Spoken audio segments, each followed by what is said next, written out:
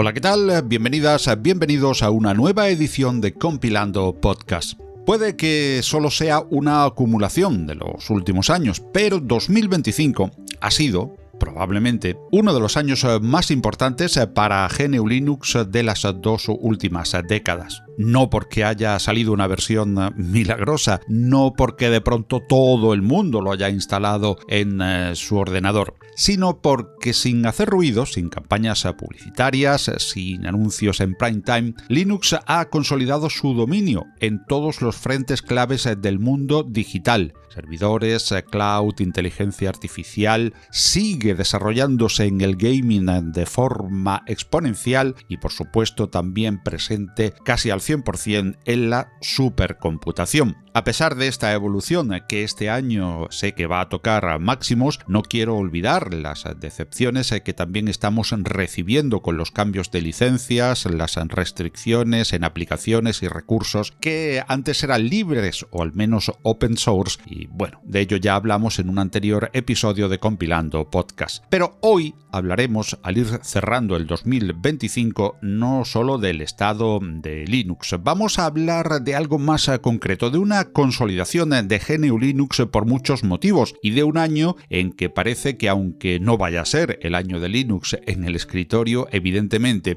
puede que sí sea el año en el que GNU Linux dejó definitivamente de ser la alternativa para convertirse en pilar estructural del mundo digital. En cualquier caso, no es esta una enumeración de hechos relevantes, sino una visión de quien os habla y que puede no coincidir con la tuya. Por eso te animamos siempre a dejarnos en comentarios tu punto de vista y así enriquecernos todos y todas con las diferentes opiniones.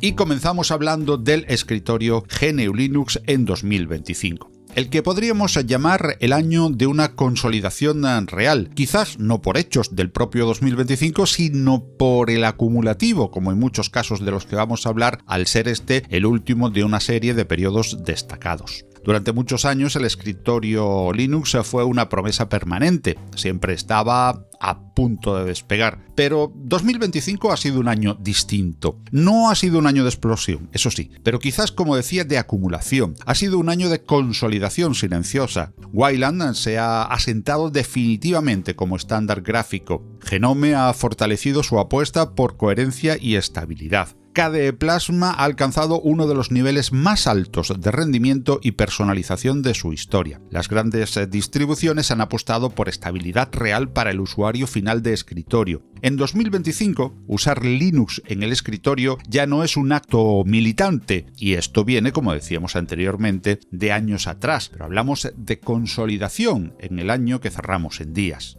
El escritorio GNU Linux es una opción tecnológica madura. GNU Linux sigue sin ser mayoritario en este apartado, pero este año ha dejado claro algo muy importante en consonancia con estos años de atrás. Ya no es frágil y sigue creciendo.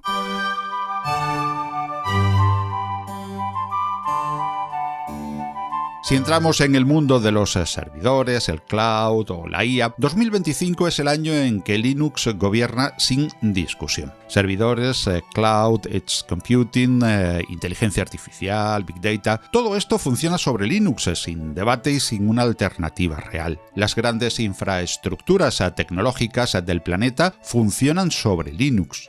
Y aquí hay un punto clave de este 2025. La explosión definitiva de la inteligencia artificial generativa no habría sido posible sin un Linux en el estado actual. Centros de datos, aceleradores, clústeres, modelos, inferencia, entrenamiento masivo, todo esto vive y respira sobre Linux, desgraciadamente, no siempre de forma abierta. En 2025 ya no tiene sentido preguntarse si Linux domina los servidores. La pregunta correcta es qué parte de las grandes infraestructuras del mundo digital no dependen hoy de Linux.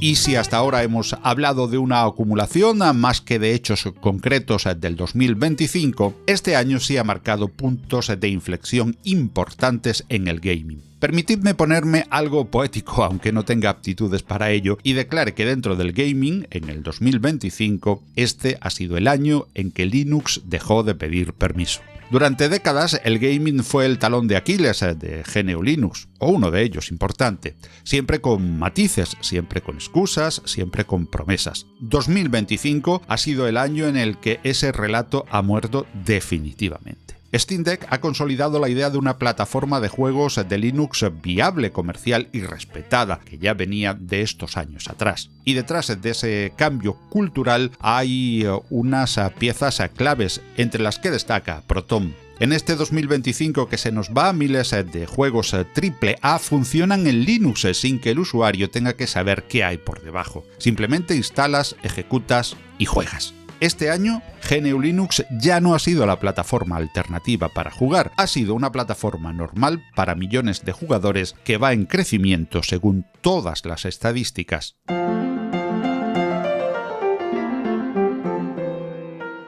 Entremos ahora en mundos más pantanosos, como Android, Windows, Subsystem Linux y contenedores. Sí, porque 2025 sigue siendo un año en que todo el mundo usa Linux sin saberlo. O bueno, muchos no lo saben. Nunca tanta gente ha usado Linux, es la realidad. Y una consecuencia de ello es también que nunca tanta gente está usando Linux sin saberlo. Android sigue siendo Linux, sí, en el fondo, incluso muy en el fondo, pero sigue ahí. WSL ha normalizado que desarrolladores de Windows vivan en un entorno Linux sin abandonar su sistema principal, y los contenedores siguen convirtiendo a Linux en el idioma universal del despliegue moderno. 2025 quizás incluso haya sido el año en el que Linux ha dejado de instalarse porque ya estaba instalado en todas partes, si obviamos el escritorio, aunque también hemos hablado de su incremento. Y ya concluimos entrando en el que quizás sea el gran problema que sigue sin resolverse. Y es que a pesar de todo, GNU Linux sigue teniendo un gran problema pendiente, su invisibilidad o casi para el gran público. No por fallos técnicos graves, sino quizás por fragmentación, relato débil, comunicación demasiado técnica y por otras ideas que seguro que se te ocurren en este instante y que te agradeceríamos dejes en comentarios para enriquecernos todas y todos. Sí, GNU Linux ha ganado la guerra tecnológica, pero todavía no ha ganado la, abro comillas, guerra cultural, cierro comillas.